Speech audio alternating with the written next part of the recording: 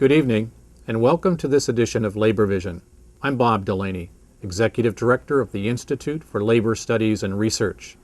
Labor Vision, a production of the Institute, focuses on topics of importance and interest to working Rhode Islanders. We hope you enjoy this evening's edition.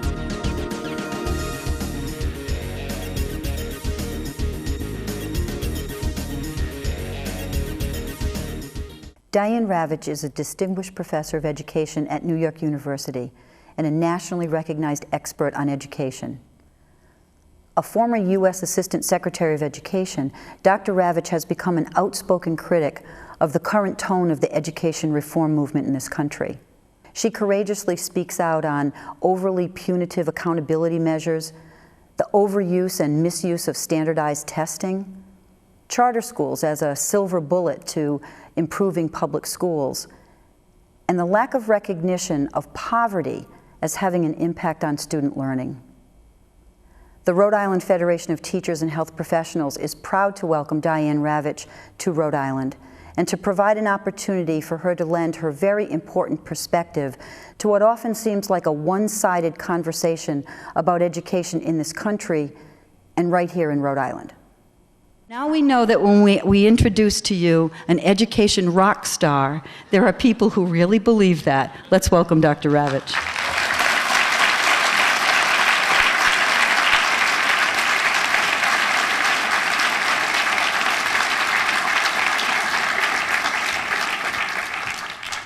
Thank you so much, Colleen, and thank you all for coming out on this beautiful afternoon. It's a pleasure to be in Rhode Island.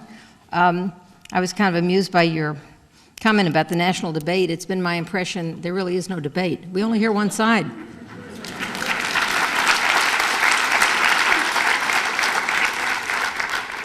And I'll talk about that today. Well, what has happened in Rhode Island this past year is of national significance. It began when the entire staff of Central High School was put on notice that everyone would be fired without anyone having an evaluation.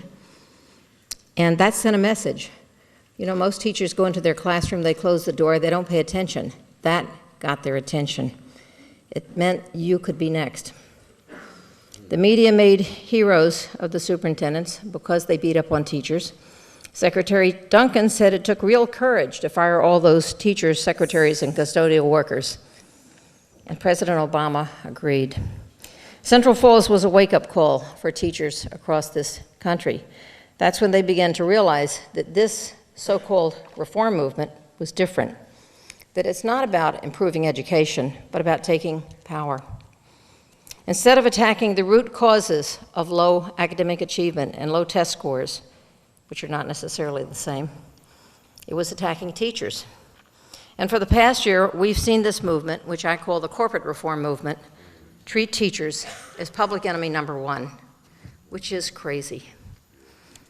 So make no mistake, what started here in Rhode Island has exploded in the past year into a full-scale assault on public education and on the teaching profession.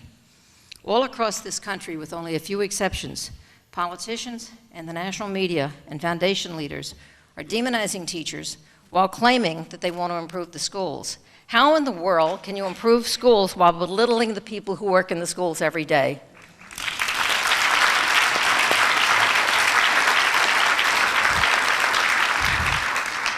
And, you know, people periodically will say to me, you know, Diane, you're way past retirement. Why are you still out there writing, speaking? And I say, it's because I'm so angry. I'm so angry at so many stupid things that are being done to our schools and our teachers.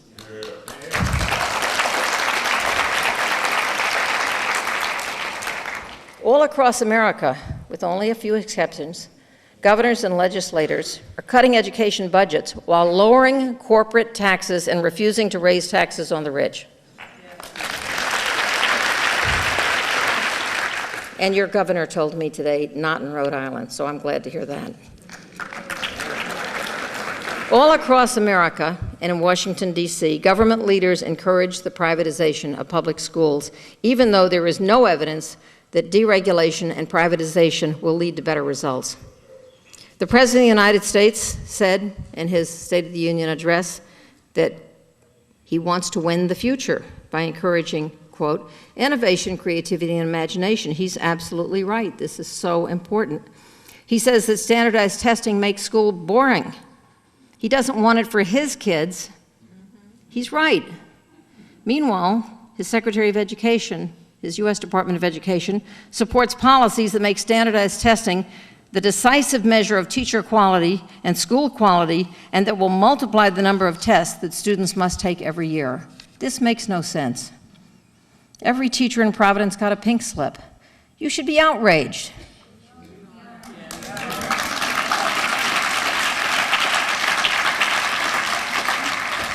Firing every teacher doesn't improve education. It destroys morale. It demoralizes teachers. That hurts education.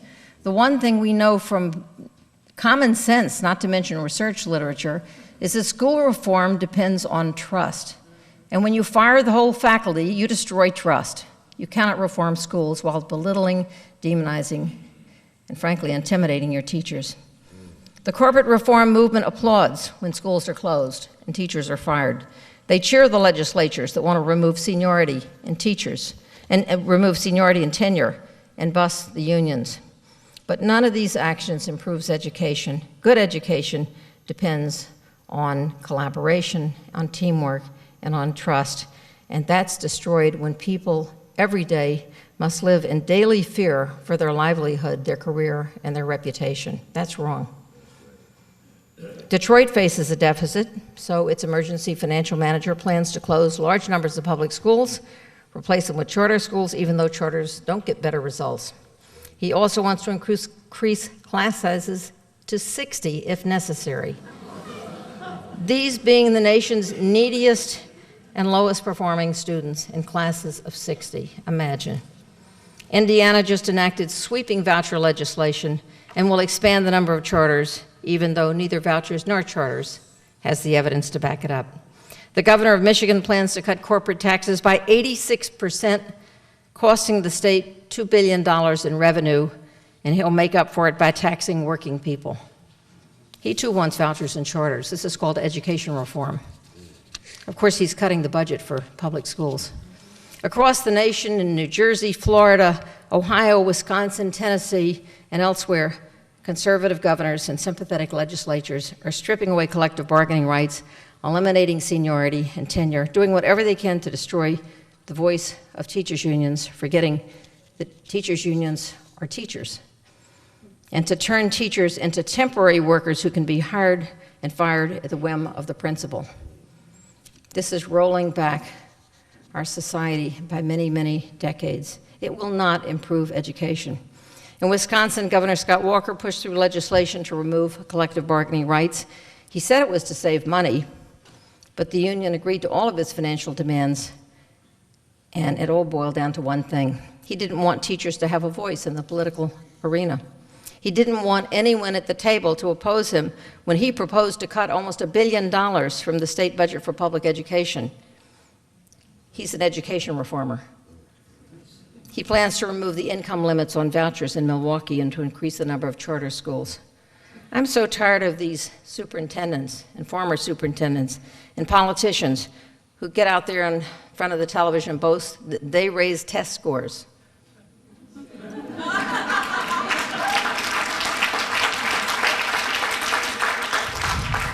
Leave aside the fact that they never set foot in the classroom, and they didn't do it. But it turns out that so many of these claims are just phony claims. New York City, you may have heard, had an education miracle. But the miracle disappeared last June when the state admitted that the state scores were wildly inflated. And so they had to recalibrate all the state scores. So New York City, which had boasted that its reading scores were up to 69% of the kids meeting state standards, 69% fell to 42% overnight. It had boasted that its math scores were approaching the state average. It was up to 82%, but overnight it fell to 54%.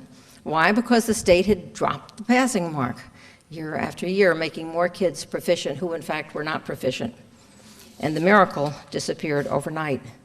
I could tell you story after story. I'm writing an article now about the miracle schools, whose miracles are based on these one-day wonders. The school in New York City that where the pass rate on the state test went up by 50 points in 1 year, from 32% to 82%. The mayor held a press conference there to say, isn't this a miracle? The next year, the scores were down to 41%. They're down now to 37%. Miracles should last longer than a year or a day. So here's a principle that we should all accept as axiomatic. Good leaders don't boast. Only bullies boast. Good leaders let the results speak for themselves. If your doctor or your lawyer or any other professional takes out an ad in the paper saying he's the best, she's the best, change.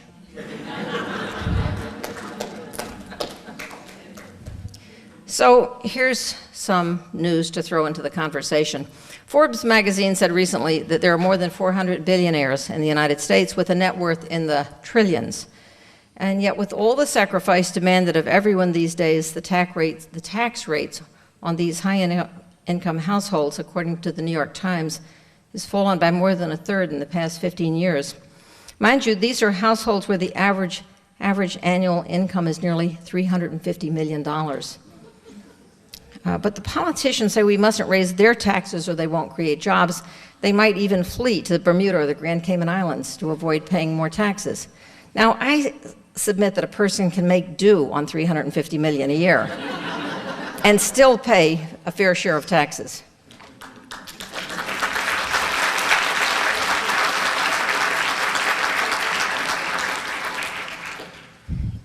Income inequality is the highest that it has been in decades in this country. The middle class is shrinking as jobs disappear overseas, and young people worry about the future for themselves, even with a college degree. We have very serious problems in this nation. So who are the policymakers attacking and holding accountable for our economic problems? Educators and public workers. Teachers didn't cause the recession. Teachers didn't speculate wildly. Teachers didn't ask the federal government for bailouts. Teachers aren't taking home multi-million-dollar bonuses and golden parachutes. Anybody here taking home a multi-million-dollar bonus? This is also wrong. I had the pleasure several weeks ago of going on the Jon Stewart Daily Show, and Jon Stewart has been such a great friend to teachers. Jon Stewart's mother is a teacher, so he's very sympathetic to what's going on right now, and very sympathetic to teachers.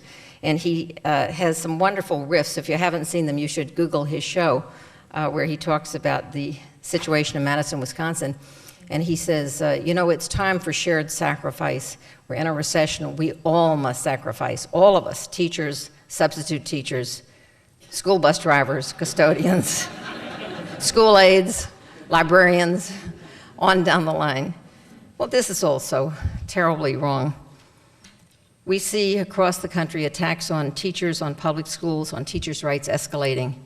And when 100,000 or more public sector workers encircled the state capitol in Madison in March, I wondered, where was Secretary Duncan? Why wasn't he there marching with them? Why didn't he go there?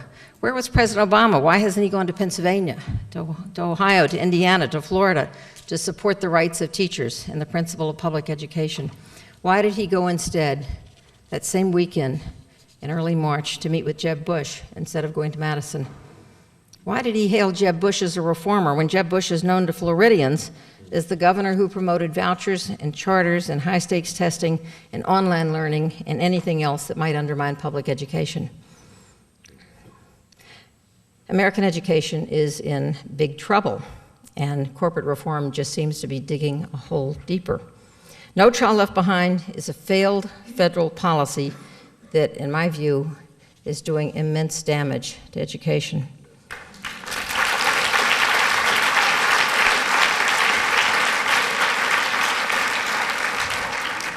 The pressure to raise test scores has promoted a narrowing of the curriculum, gaming the system, cheating, teaching to bad test. And because of No Child Left Behind, many schools have been forced to cut back on the arts, science, history, advanced courses, even on recess. And in Florida, there are school districts where children are given a DVD and told to take it home and do physical education in front of their television. And there are online classes where children don't see a teacher, because that saves money too, and it makes tons of money for the online instruction industry. No Child Left Behind mandated that all children without exception, must be proficient by the year 2014. Now you might wonder, why 2014? Was there something in the predictions of Nostradamus?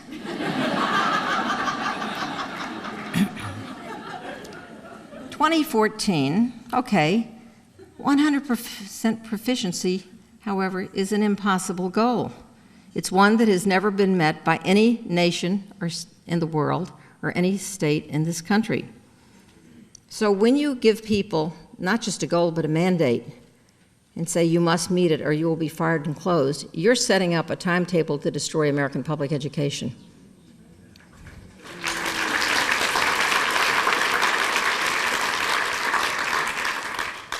Just a few weeks ago, Secretary Duncan told us that within a year, No Child Left Behind will cause more than 80% of American public schools to be labeled failing schools. By the time we reach 2014, if that law hasn't been changed, there'll be very few public schools that have not been stigmatized as failing. And the entrepreneurs are poised and waiting to take over those schools. The future of public education hangs in the balance. So what you need to know about No Child Left Behind, if you don't recall, is that it was passed in the fall of 2001, and it was passed in the midst of a great media blitz about the Texas miracle. Remember what I said about miracles. The Texas miracle was that if you test every child every year, disaggregate the scores by race and socioeconomic status and English language status and a variety of other indicators, and you just post those results, that the schools that make progress will get rewards, and the schools that don't make progress will be punished, and miraculously, things will get better. The graduation rates went up. They said the achievement gap was closing. The test scores were up. And so this law was passed in the fall of 2001, signed into law in January 2002. Unfortunately, there was no Texas miracle, and none of it was true. Texas is not a national model. It's right smack dab in the list of states that take the National Assessment of Educational Progress. That's the federal testing program. And there have been many exposés of the Texas miracle, which didn't ever happen. So we have a philosophy now that is our national education policy. I sum it up in 3 words: measure and punish. And so for now, we're stuck with a federal law that will cause almost every public school to be labeled a failure. And it's based on a fraudulent claim. No Child Left Behind not only didn't work, it has failed. It should be repealed.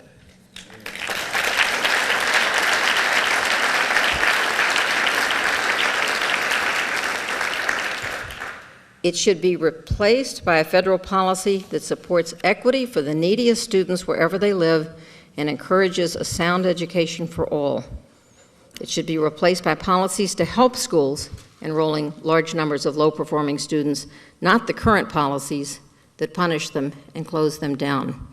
It should be replaced by a requirement that the federal government do what it promised so many years ago when it started the special education mandates, and that is to pay the states 40% of the cost of special education. That's called fully funding special education.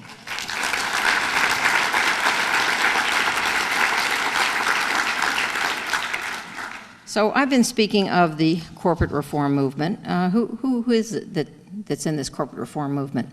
First of all, I'm talking about these reformers who believe so passionately in testing and test-based accountability, and who believe in choice and sometimes believe in vouchers, but not always.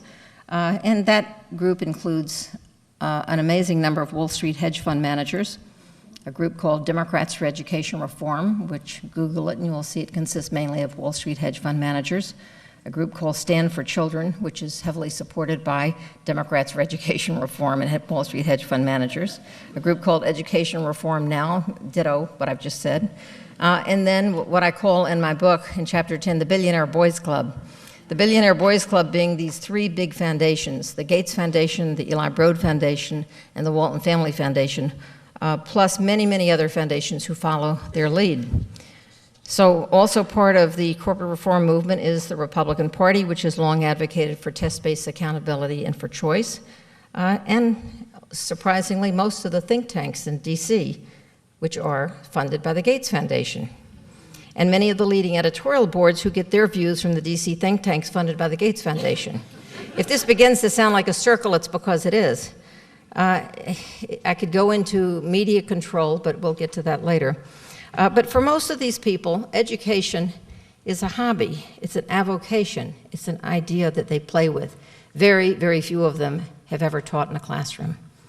It's not about their children, because their own children are enrolled in private schools with small classes and a rich curriculum. The corporate reformers love test-based accountability for other people's children, but they would not want their own child in a school that had no arts, no time for play, but spent hours and hours preparing for tests of basic skills. Nor would they want their children in schools where class sizes are soaring. This is poor people's schooling. This is not good education. It's not good enough for their children. This is not what they do at Sidwell Friends, where the director of Waiting for Superman went to school. This is not what they do at Lakeside Academy in Seattle, where Bill Gates went to school. They don't do this at Maumee Valley Country Day School in Toledo, where Michelle Rhee went to school. Bill Gates says that your children should have larger classes, but he wouldn't tolerate that for his children. Bill Gates and Arne Duncan say the district should not pay teachers more for master's degrees or for experience. But explain the logic of this. How will our schools improve if our teachers have less education, less experience, and larger classes? I don't know of any country in the world that would follow that formula and think that it made any sense. Our politicians think that testing is the same as instruction. Educators know that it's not. Politicians think that the way to improve schools is to just keep testing, test and test, and then test some more. Educators know that this doesn't work. Politicians think that more testing produces higher scores, and they're surprised when, after all that testing and all those millions and hundreds of millions spent on tests, the remediation rates in colleges don't go down. They think that raising standards produces higher scores. This is like saying that if a child can't jump over a 6-foot bar, raise it to 8 feet.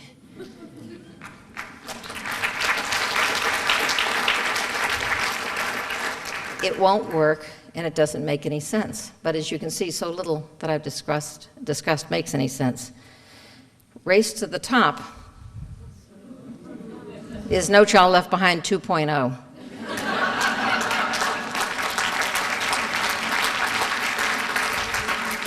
I'm sorry for you that your state had the bad fortune to win this money. It's a pig in a poke. To get the money, you'll have to do things that have no evidence behind them and that will not improve your schools. In one way, Race to the Top is even worse than No Child Left Behind, and that is its demand to judge teachers by student test scores. That will lead to more narrowing of the curriculum and even more teaching to the test.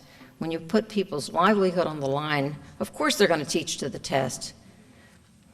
This practice of judging teachers by student test scores violates a basic rule of psychometrics.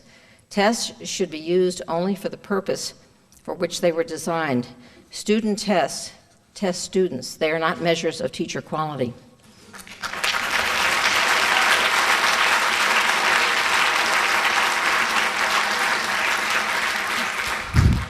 In response to No Child Left Behind and Race to the Top, public schools across the nation are being closed down because their scores are too low. As schools close their doors, communities are destabilized and fragmented. New schools replace old schools, and many of the new schools also have low scores. Sometimes the new schools have to be closed, and then new schools replace the new schools that replace the old schools. Sometimes the new schools succeed because they throw out the low-performing students. That works. Closing schools doesn't help immigrant students learn to speak or read English. Closing schools doesn't narrow or close the achievement gap. Closing schools does nothing to address the educational needs of students.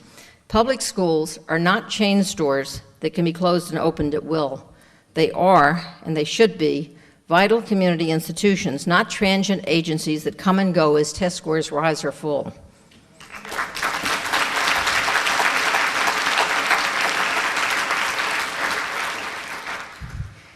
In the highest performing nations on international tests, a successful school is one that has a dedicated staff, adequate resources, a balanced and rich curriculum, reasonable class size, and a belief in the value of each and every child. That's not the same as test scores. Now, it's become fashionable since the results of PISA were released last December and previous releases of the same test to point to Finland and say, gee, Finland has a great school system. They scored number one. Well, I'll tell you a couple of things about Finland that are different from us. Number one, they never give any standardized tests to their students, ever. How do they do it? I asked a Finnish educator recently, I said, how do you hold schools accountable? And he said, actually in the Finnish language, we don't have a word for accountability. He said, we recruit our students for teaching, we get the very best people, we prepare them well, we educate them well, and then we expect them to be responsible, and they are. They're responsible as professionals. But Finland has a couple of other advantages over us, aside from not giving any standardized tests and emphasizing the importance and value and respect for teaching, and that is that they have very low poverty. Less than 3% of their children are in poverty.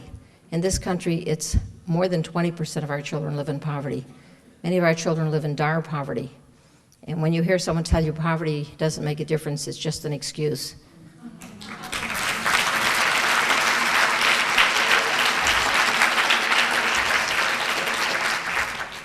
Tell them to review the social science literature of the last 8 decades.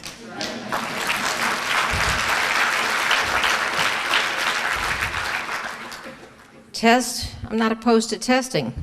Tests should be used for diagnostics and information and not for high stakes. Tests should be used to find out how a student's doing, what students' needs are, and to bring resources to bear or teaching strategies to bear to help children do better and to help teachers do better. Tests should not be used to fire teachers and close schools. The corporate reform narrative begins with the assertion that our schools are terrible, the test scores are terrible, and only privatization will save them. This is wrong.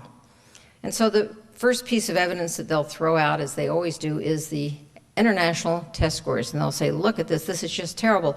Our students are in the middle, they're only at the average. How can this be? We spend more money than almost anyone else, and our scores are in the middle.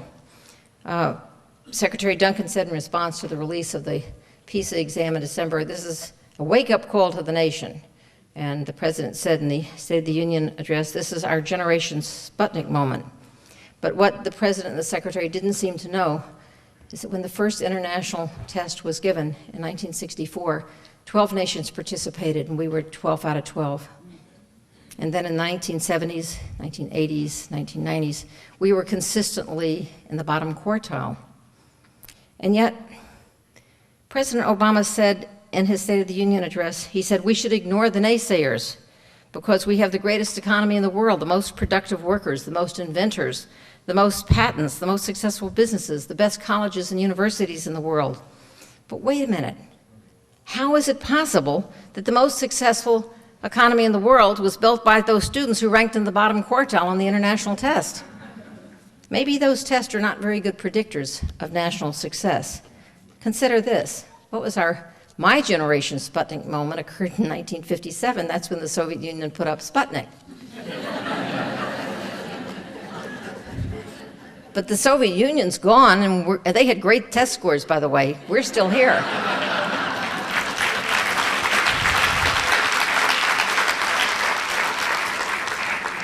We're here because we as a nation believe in people, not in 5-year plans. We believe in freedom and opportunity, not standardization and compliance. Corporate reformers like to say that poor academic performance is caused completely and solely by bad teachers. And they say that if we were to fire 5 to 10% of teachers every year, our schools would be first in the world. But Linda Darling Hammond, who is a wonderful scholar at Stanford, said, and I wish I'd thought of it first, we can't fire our way to Finland. This is sheer nonsense. Every study ever done of the causes of student performance agrees that teachers are the most important factor inside the school, but that the influence of families, and especially family income, is far greater, far more important than the influence of teachers. I wish it were not so, but it is so. Family income and family influence accounts for about 60% of test score variation. The teacher accounts for about 10 to 15%. No. Furthermore, the culture of the school, which is so critical to the success of the school, would be demolished if 5 to 10% of teachers were fired every year. A culture of collaboration would be replaced by a culture of fear and insecurity. And, you know, I wish that it were not true that family income predicts academic performance. It's not an iron rule. Poor kids can succeed, rich kids can fail. We see lots of examples of both, but the advantage is definitely with the rich kids. If you have a choice, there was once a famous singer whom I'm sure no one here has heard of, named Sophie Tucker, who used to say, I've been rich and I've been poor, and believe me, rich is better. The biggest problem in American education is the problem of American society, which is poverty.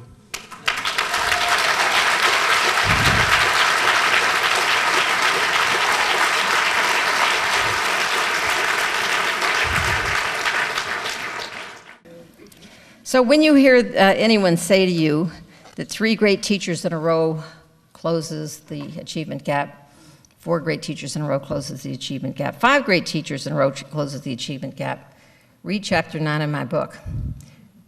I spoke to the economist, the leading economist of these studies, and I said, point me to a district where this has happened. And he said, I can't because it's never happened anywhere. It's an extrapolation from data. What he meant was that if one teacher got a 10-point gain one year, you can multiply times 5 and close the gap.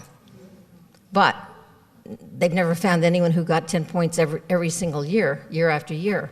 And since you don't know in advance who those great teachers are, you have to wait 5 years to find out if anyone got those gains 5 years in a row.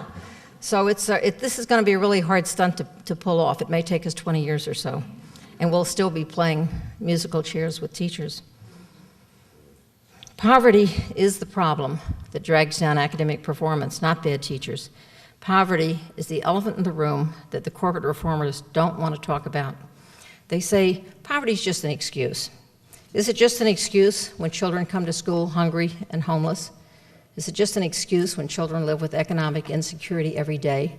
I've had teachers who told me about how they had to buy coats for children because their family didn't have enough money to get them a coat in bad weather, or buy shoes for kids, or just buy whatever they needed.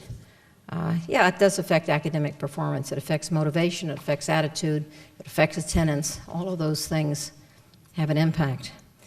The corporate reformers love the idea of innovation and disruption. Hey, it works in Wall Street. We like to break up old companies, start new companies, make a hedge fund bet on some, that the sun will rise at 619 instead of 622. Whatever your bet is, you could make $100 million overnight. In the tech sector, invent a new app, you can be a millionaire overnight. But innovation and disruption doesn't really work all that well for children. Children need stability. Children are educated one day at a time, one life at a time.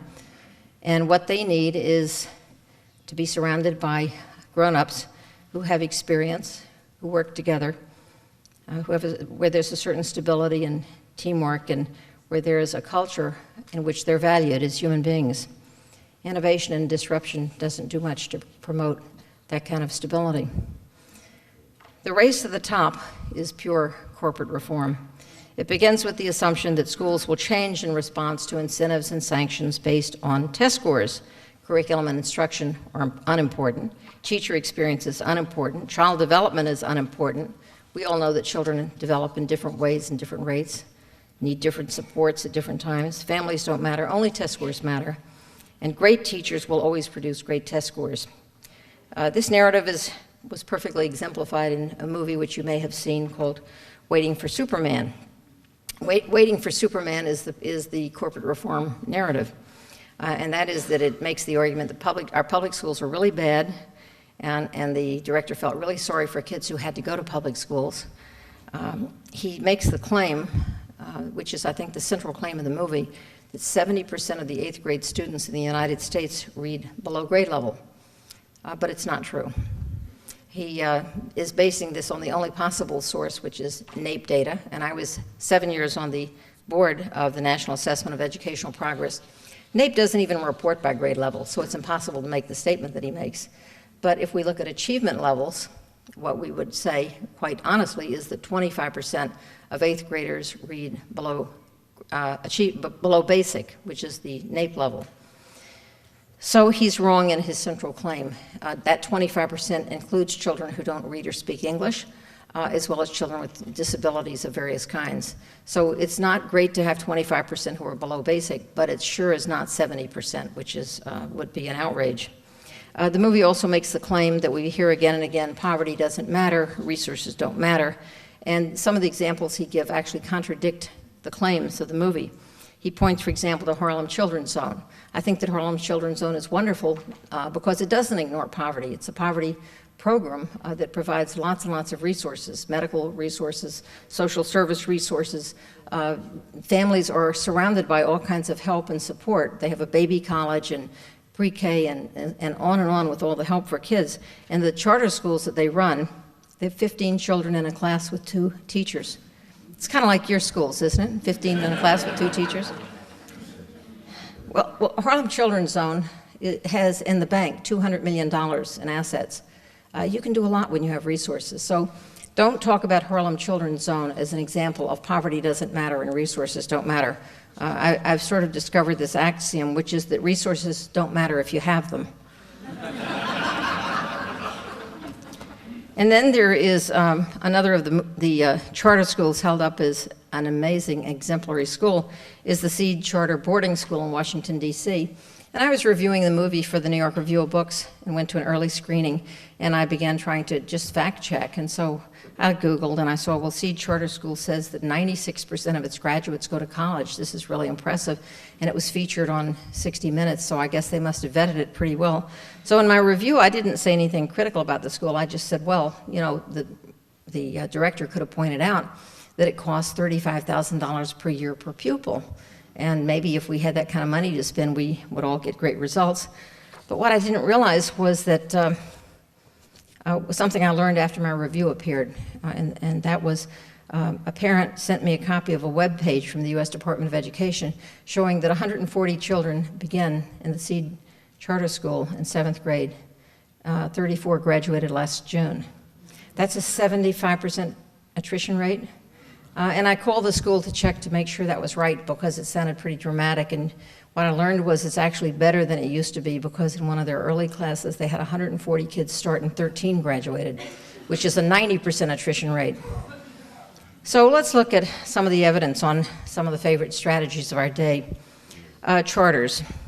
There are more than 5,000 charters in the U.S. Some of them do an excellent job. Some of them are perfectly dreadful. Most of them are in between, just like regular public schools. On the whole, charters do not get different results from regular public schools. So if we're looking for a quantum leap in improvement in American education, charters will not give us a quantum leap. They will simply divert public funds over to private hands with no different results. One of the major national studies of charters was done at Stanford University. It was done by fairly conservative economists who were very pro-charter and funded by the Walton Family Foundation. So the expectation was that this study would come out very pro-charter because that's the way research tends to go these days. You look where the money comes from, and then you find out what the results are likely to be. But in this case, this study called Credo found that 17% of charters, 2,400 charter schools were in the study, 17% got better results than a matched regular public school, 1 out of 6. And of the remaining schools, 46% got results that were no different. 37% of the charters got worse results than a matched public school. So if you invest $1 billion into charter schools, 1 out of 6 will be better than a regular public school, and probably close to 2 out of, well, 37% worse.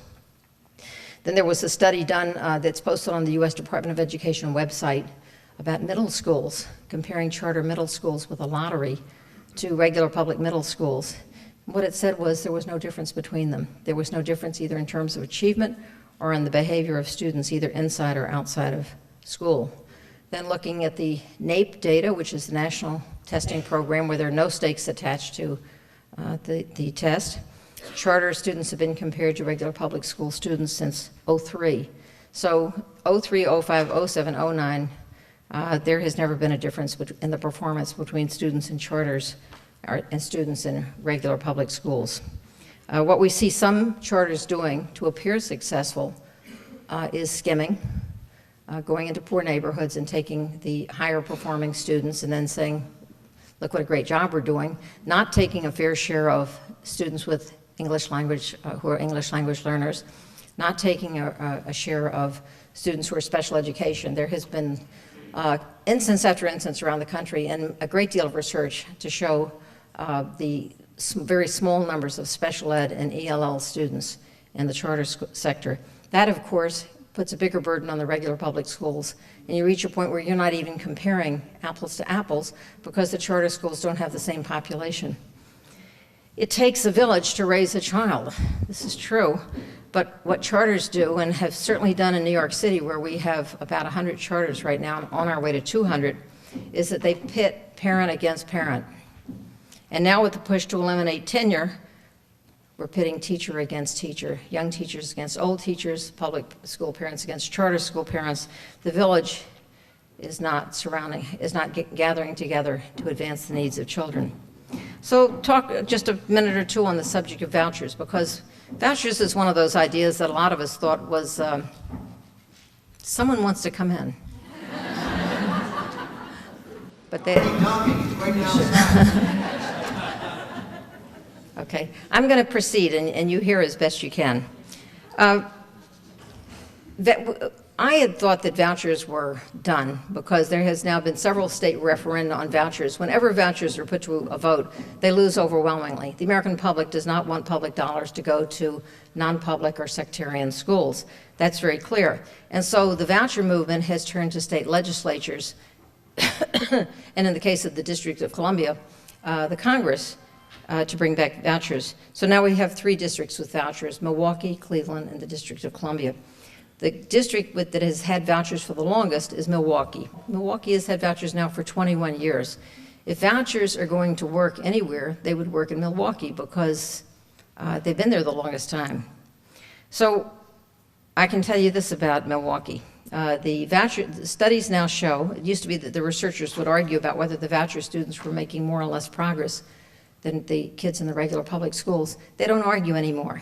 There's now a consensus that the students in the voucher schools do not make greater progress than students in the regular public schools.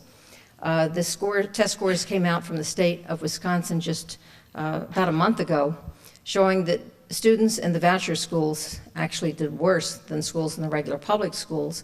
But when you look at low-income students in vouchers, which is who the vouchers are currently for, versus low-income students in the public schools, scores are exactly the same, no difference. But to go beyond the local scene to the national scene, the city of Milwaukee started participating in NAEP. NAEP tests almost 20 urban school districts, and Milwaukee for the first time in 2009 was one of them.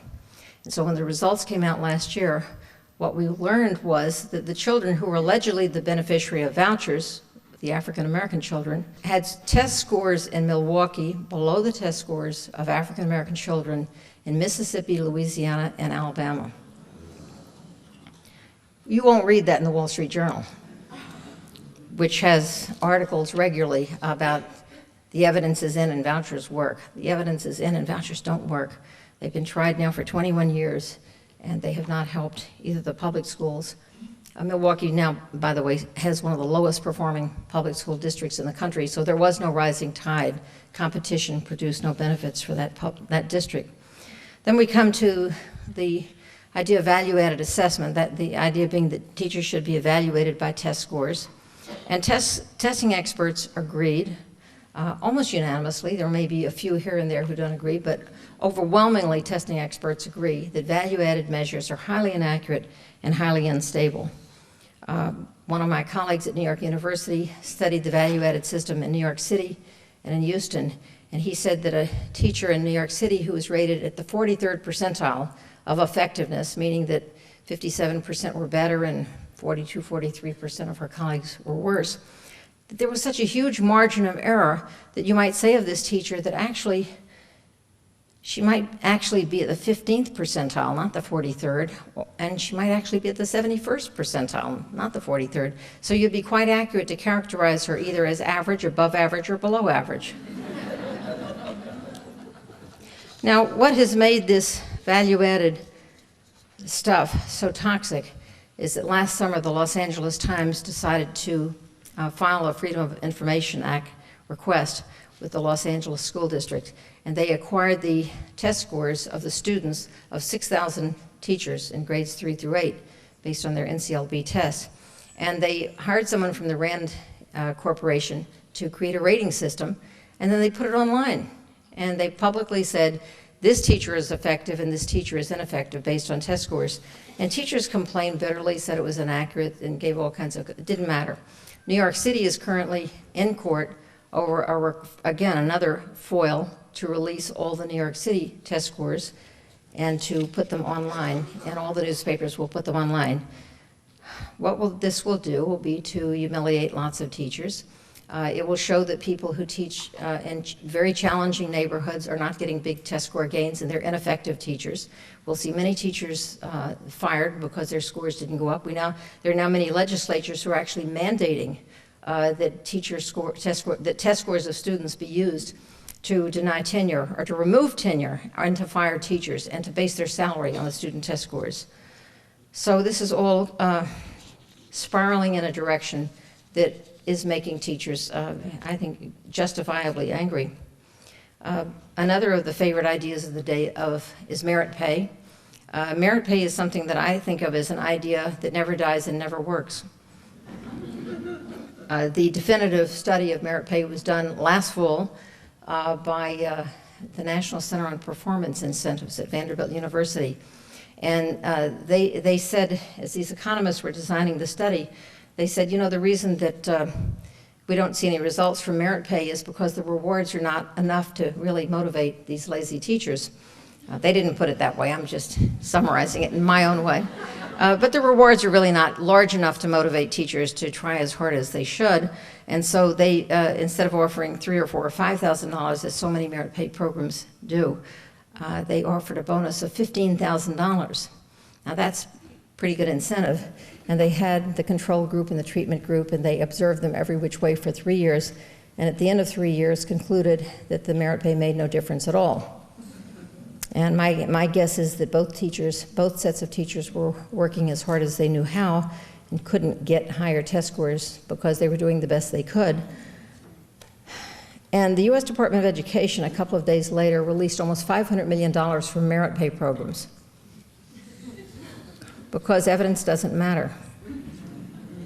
And they said that they would soon be following it up with another $500 million for a program that is based heavily, again, on test scores and that has not been shown to work. There's a business thinker named Edwards Deming, and I've been reading the business literature to try to understand, is this what businesses do? And what I've learned from Edwards Deming, who's considered one of the great thinkers about the business world, he doesn't write about education, or he didn't write about education, is he's very opposed to any form of performance pay or merit pay. The reason being that he says it destroys teamwork, it destroys collaboration, it makes every individual in the company, in the corporation, think only of himself, not of the corporation. So no one is thinking of what's in the best interest of the organization, they're only thinking of what's good for me. And in a school, you need people to work together around the best interest of the children, not just what's in it for me.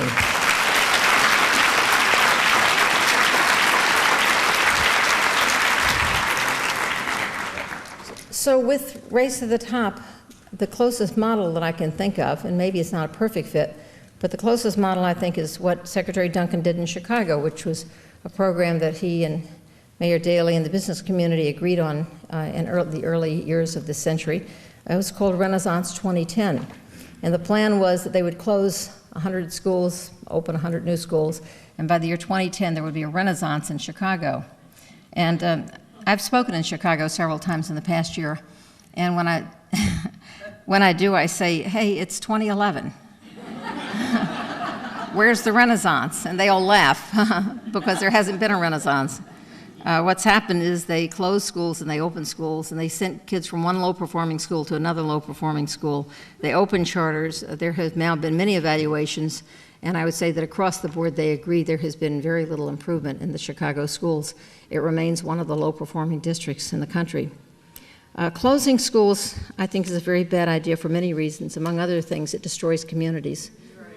One of the things that makes school reform possible is building a strong social network around a community, around a school, where parents, teachers, administrators, children, the community work together and understand what the expectations are, where students understand that they're surrounded by values and expectations about their behavior and about their identity.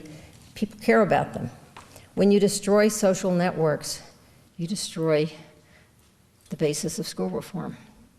And this is why I'm opposed to closing schools, except for under-enrollment, which is not usually the case. So what we see in both of these approaches, which are very continuous, No Child Left Behind and Race to the Top, is that they give far too much emphasis to test scores. And the more you read about test scores, the less confidence you will have in the scientific basis of them.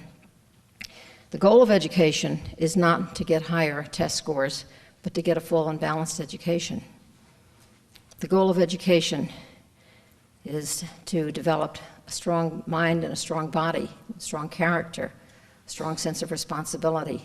I don't know how to measure those things. I don't know of a test score that we can count on for them.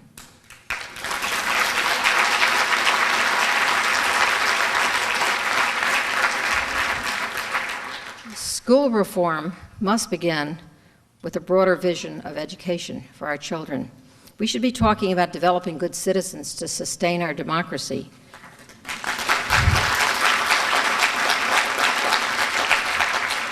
We should be talking about integrity and character and about encouraging students to think for themselves, to stand up against the crowd, to take responsibility for their lives, and to live lives of dignity and purpose.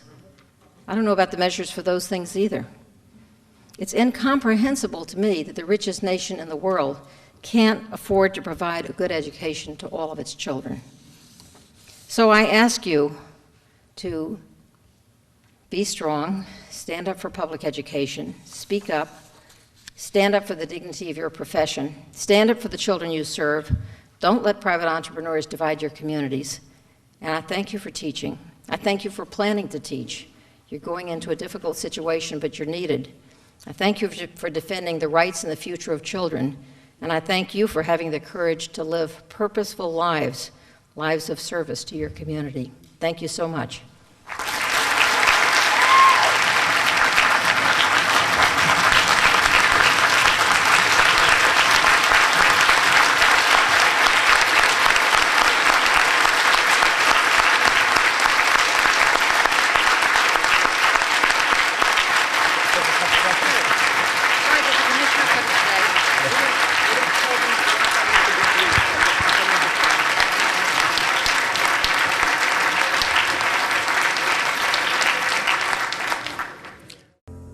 Thank you for joining us for this evening's edition of Labor Vision. We appreciate your input and encourage your comments. Labor Vision can be seen 3 times each week here on Channel 14. Join us on Tuesdays at 7 p.m., Thursdays at 8 p.m., and Saturdays at 5 p.m.